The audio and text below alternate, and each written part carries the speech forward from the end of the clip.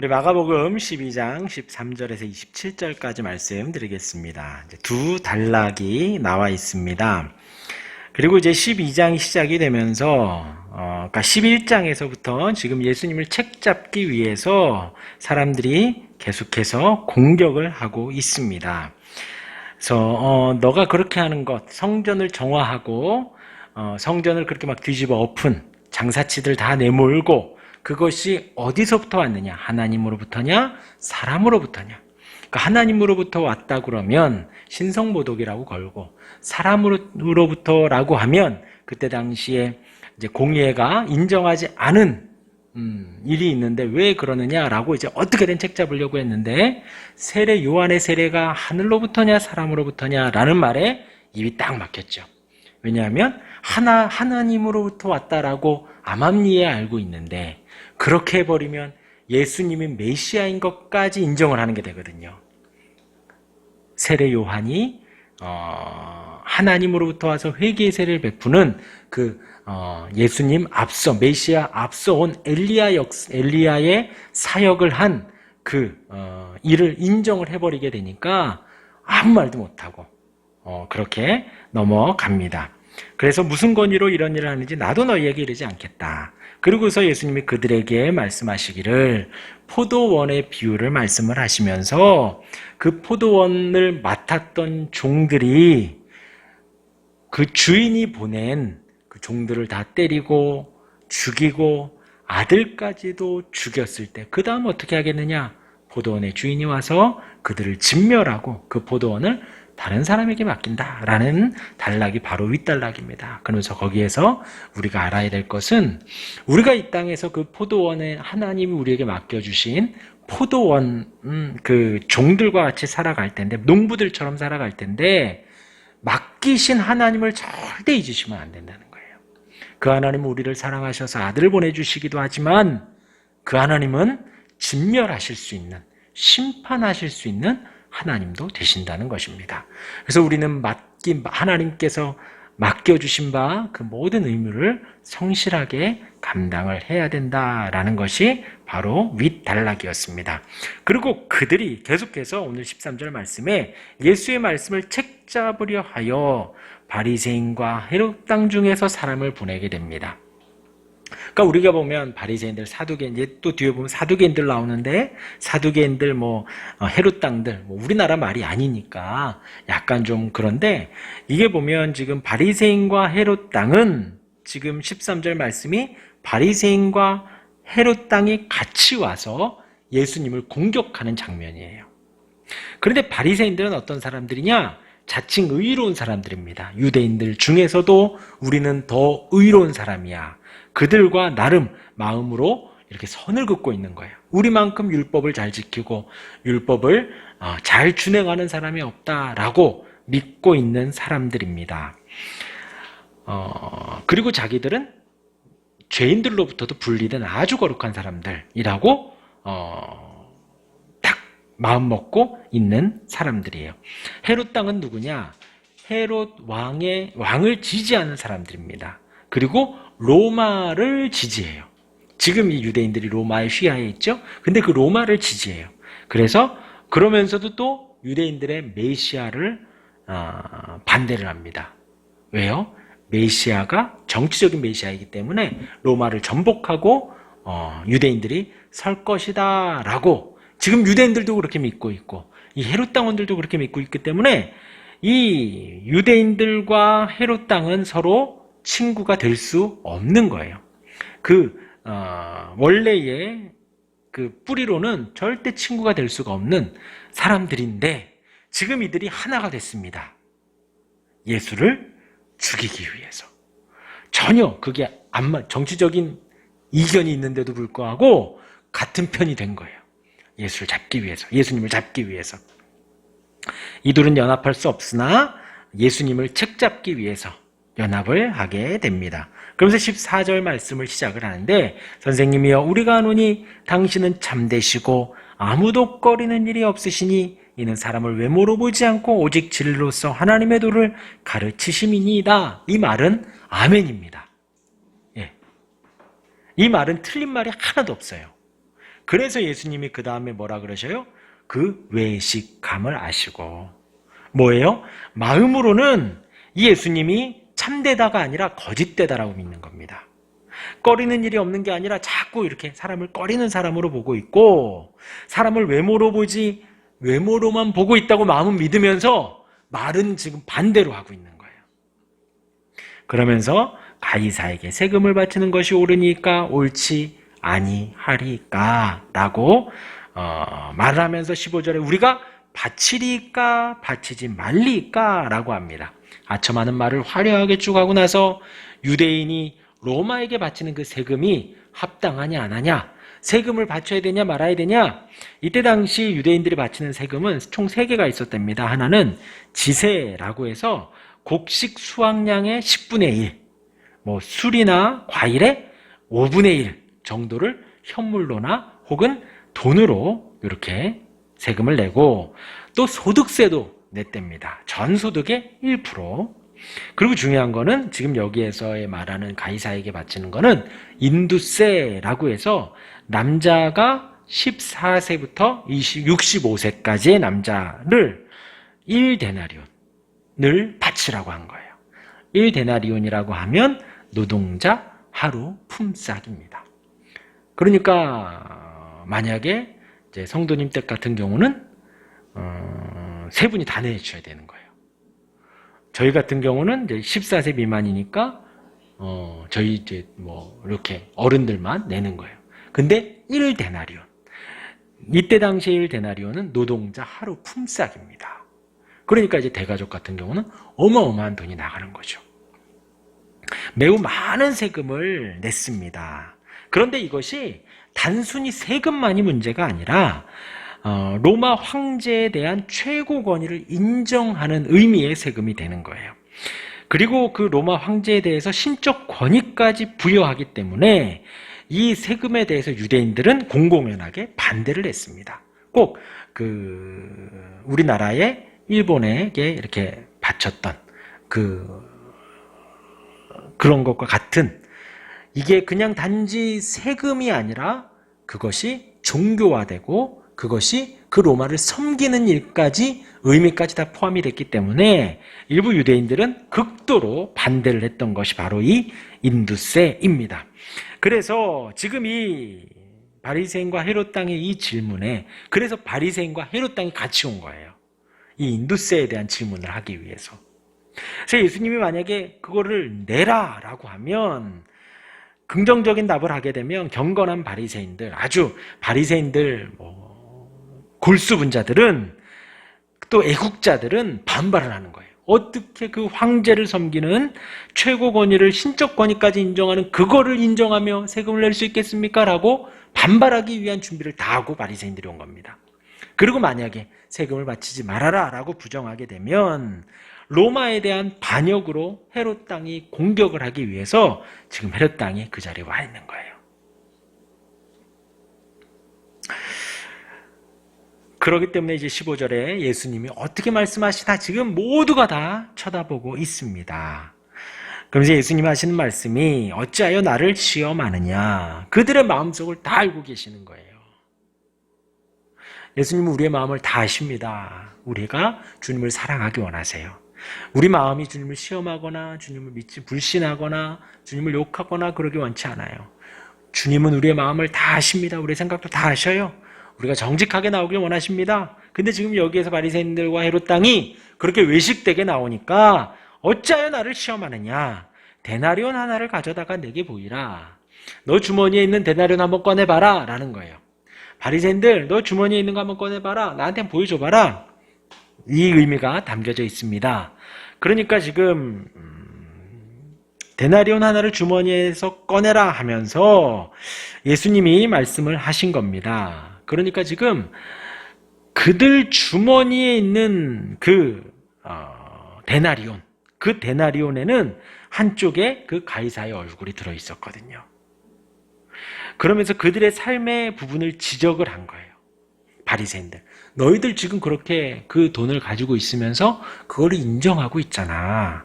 은연중에 인정하고 있잖아. 그리스도인들, 너희들 바리새인들, 너 그렇게 막 큰 소리 치지만 바치면 안 된다. 이것은 뭐 우상숭배다 라고 하고 있지만 너희들 주머니에 다 그 동전 있잖아. 그렇게 한쪽으로는 섬기면서 왜 그러느냐? 그 의미에서 너 주머니에는 바리새 그 데나리온 하나 꺼내봐라 라고 하신 거예요. 그러면서 말씀하시기를 가져왔거늘 예수께서 이르시되 이 형상과 이 글이 누구의 것이냐? 이르되 가이사의 것입니다.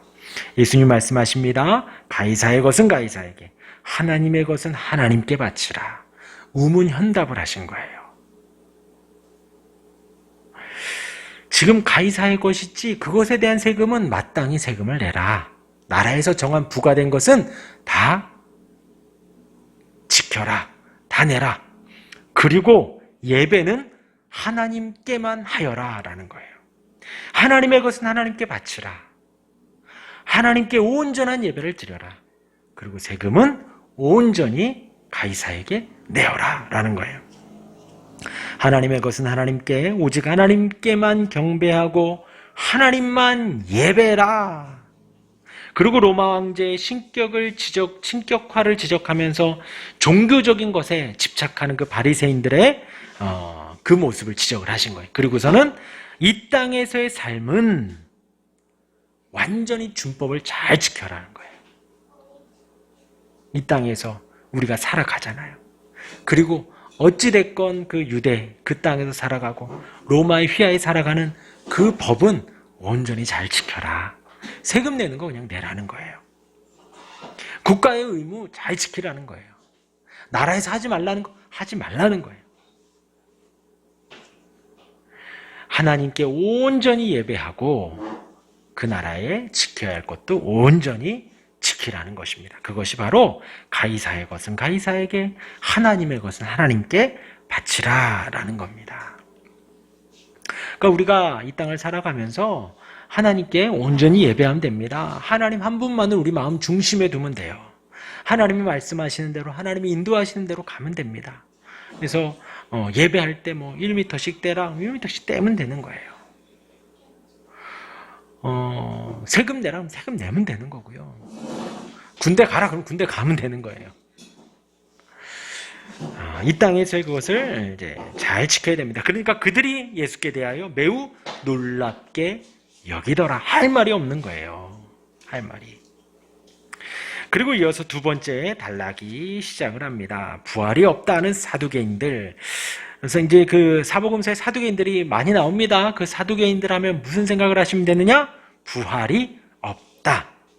이들은 이제 유대 종파 중 하나인데 이제 부활이 없다고 믿습니다. 영혼이 없다고 믿습니다.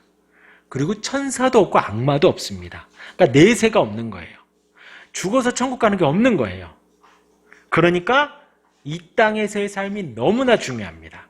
그래서 정치성이 매우 짙어요. 이 땅에서 왕이 돼야 되는 거예요. 그래서 이들 중에는 이제 그 대제사장들이 좀 몇 명 나오고, 제사장들이 나오고, 뭐 그런 사람들이 사두개파에 들어가고, 이런 것들이 좀 많이 있었습니다. 왜냐하면 이 땅에서의 삶이 중요하거든요. 부활이 없고, 영혼이 없고, 내세가 없기 때문에 이 땅에서의 삶을 되게 그렇게 정치적으로 살아갔습니다. 이들이 예수님께 질문을 합니다. 선생님, 모세가 우리에게 써주기를 어떤 사람의 형이 자식이 없이 아내를 두고 죽으면 그 동생이 그 아내를 취하고, 또 동생이 취하고 총 7이 있는데 그렇게 갔다가 다 죽었습니다. 부활이 있다고 하면 나중에 부활하고 나서 그 부인은 누구의 부인이 되겠습니까? 라는 또 어리석은 질문을 하게 되지요. 예수님이 말씀하십니다. 24절에 우리 같이 24절 같이 읽어볼까요? 마가복음 12장 24절 시작. 너희가 성경도 하나님의 능력도 알지 못함으로 오해함이 아니냐. 예수님이 정확하게 말씀하십니다. 이 사두개파 이들도 유대인들로서 성경을 많이 아는 사람들이었습니다. 그런데 너희는 성경을 모른다. 그리고 하나님의 능력도 모른다라는 거예요. 그들이 모세의 이야기, 모세오경, 성경에 나온 그 말씀을 가지고 말씀을 하는데, 야, 너 성경도 모르면서 그런 질문을 하느냐? 하나님의 능력도 모르면서 그런 질문을 하냐? 라는 거예요. 그래서 예수님이 아주 중요한 말씀을 하십니다. 25절에 사람이 죽은 자 가운데 살아날 때에는 장가도 아니가고 시집도 아니가고 하늘에는 천사들과 같다. 걱정하지 마. 하늘의 천사들과 같다. 이 모습 이대로가 아니라 부활체, 새로운 모습으로 천사들과 같은 모습이 된다. 그리고 26절에 죽은 자가 살아나다는 것을 말할진대 라고 하면서 말씀을 하십니다. 욥기서에도 그렇고 이사야서 26장 19절이나 다니엘서 12장 2절에 보면 하나님이 부활시키시는 그 문구들이 나와요. 그러니까 예수님이 너희는 성경도 모른다라고 정확하게 말씀을 하신 겁니다. 그러면서 성경도 모르고 성경의 구약에 보면 부활도 또 영생도 다 나온다는 거예요. 그러니까 성경을 너희는 잘 모른다. 그리고 이제 부활에 대해서 설명을 하시는데 죽은 자가 살아난다는 것을 말할진데 너희가 모세의 책 중, 왜냐하면 사두개인들이 지금 모세의 이야기를 했거든요. 모세의 책 중에서 가시나무 떨기에 관한 글에 하나님께서 모세에게 이르시되, 지금 모세를 부르시는 장면입니다. 출애굽을 시키시기 위해서 80세 노인의 모세를 부르시면서 하나님이 말씀하시기를 나는 아브라함의 하나님이요 이삭의 하나님이요 야곱의 하나님이로라 그랬어요. 그러니까 지금 가시나무 떨기에서 불이 났는데 그 가시나무가 타지가 않거든요. 모세가 지나가다가 지켜보고 지나가다가 다시 와가지고 지켜보고 있습니다. 아, 신기하다. 그러니까 거기서 그 땅은 거룩한 땅이니 내 발에 신을 벗으라. 그리고서 지금 이 말씀을 하시는 거예요. 나는 아브라함의 하나님이요 이삭의 하나님이요 야곱의 하나님이다. 그런데 이게 지금 현재적으로 말씀을 하고 계시거든요. 나는 아브라함의 하나님이었어가 아니라 나는 지금도 아브라함의 하나님이다. 이삭의 하나님이다. 야곱의 하나님이다. 모세야. 500년 전에 죽은 그 아브라함의 하나님이다라고 말씀을 하시는 겁니다. 그만큼 능력이 있다는 것이죠. 지금 여기에는 두 가지 의미가 담겨져 있습니다. 하나는 모세에게, 지금 이제 80세의 모세거든요. 이제 출애굽을 지시를 하시는 과정 속에서 모세야, 내가 너를 인도할 거야. 나는 아브라함을 인도하였고 이삭을 인도하였고 야곱을 인도하였다라는 의미가 하나 담겨져 있습니다.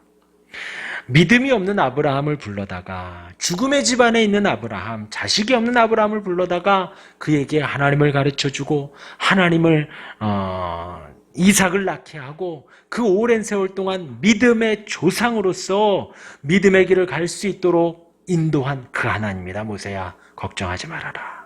그리고 그의 유일한 아들 이삭도 내가 믿음으로 인도하였다. 모세는 구약을 잘 알고 있으니까요. 이삭이 어떻게 인도되었는지, 리브가와 자식이 없는데 기도하며 아들을 낳았고 그 두 아들 속에서 믿음으로 둘째에게 믿음의 계보를 이어가고 또 100배의 결실을 얻었을 때 블레셋인들이 시기하였을 때 인내하고 하나님을 바라며 하나님의 인도하심을 바라며 인내하며 믿음으로 살았던 이삭이고, 야곱의 삶 속에 하나님이 그 얕고 속이고 하는 그 야곱을 하나님이 믿음의 사람으로 이끌어가는 그 야곱의 하나님이다. 모세야, 걱정하지 마라. 나는 아브라함의 하나님이고 이삭의 하나님이고 야곱의 하나님이라는 거예요. 오늘 제가 문자도 드렸지만 그 하나님이 우리의 하나님이십니다. 아멘이에요. 믿음 없고 죽을 수밖에 없고 보잘것 없고 연약하고 그러한 우리의 인생을 주님이 택하셔서 믿음을 주시고 믿음의 길로 인도하시고 믿음의 삶을 살 수 있도록 아브라함을 인도하셨듯이 우리의 삶을 인도해 가신다는 거예요. 그것이 부활입니다. 그것이 영생이에요. 그냥 부활과 영생이 내세에 있는 것이 아니라 우리의 이 땅의 삶에서 살아갈 힘이 없을 때 주님이 우리에게, 부활의 주님이 힘을 주십니다. 영생하신 주님이 이 땅에서 영생하도록 살아가게 하시는 거예요. 그 하나님과 동행하고 하나님이 주신 소망과 힘으로 살아가는 겁니다. 그래서 우리가 이 땅을 바라보면 소망이 없죠. 힘이 듭니다. 그냥 매일 반복되는 일상이잖아요. 얼마나 재미가 없어요. 내일도 더울 텐데. 소망이 없어요.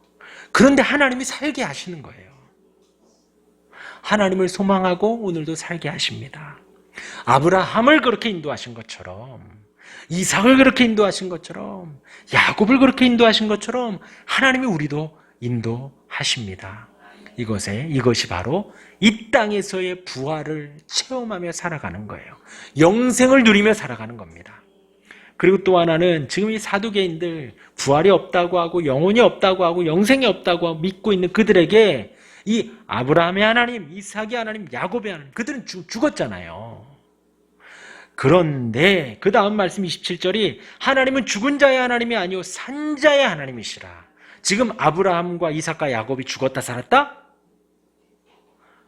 죽었다 살았다? 살았다는 거예요. 지금도 아브라함이 죽었다 살았다? 아브라함이 죽었다 살았다? 살았다는 거예요. 네, 기억하셔야 됩니다. 우리의 하나님이요, 무에서 유를 창조하셨어요. 우리 하나님은 우리와는 차원이 다른 분이셔요. 그러니까 우리가 표현을 할 때는 버러지 같은 우리 인생입니다. 벌레 같은 우리 인생이에요.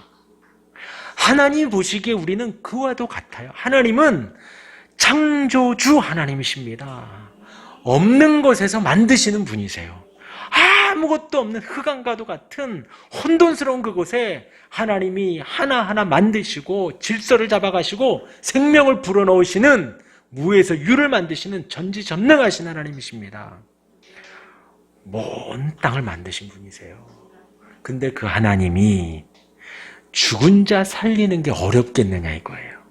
지금 사두개인들에게 그렇게 말씀하시는 거예요. 자, 모세에게도 가르쳤다.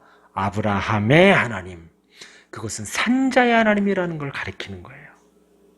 모세에게도 500년 전에 죽은 그 아브라함의 하나님이라고 말씀하셨듯이 지금 예수님이 사두개인들에게 아브라함의 하나님, 이삭의 하나님, 야곱의 하나님 말씀하시는 거예요. 우리도 마찬가지입니다. 우리가 이 땅에서 가장 두려운 것이 죽음이에요.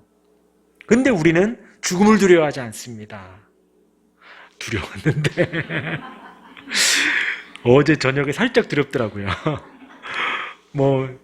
SNS에 보니까 어떤 목사님 맞으셨는데 호흡곤란이 오셨대. 맞고 나서. 그래서 호흡곤란 오면 어떡하지? 막 머리 아프다 그러고 막 그럴 텐데 어떡하지? 막 두렵더라고요. 우리가 다 그런 걸 두려워해요. 근데 아픈 걸 한 번 더 생각을 해보면 사실 죽는 게 두려운 거예요. 지금 내 죽으면 어떡하지? 그건. 죽을 뻔했네요.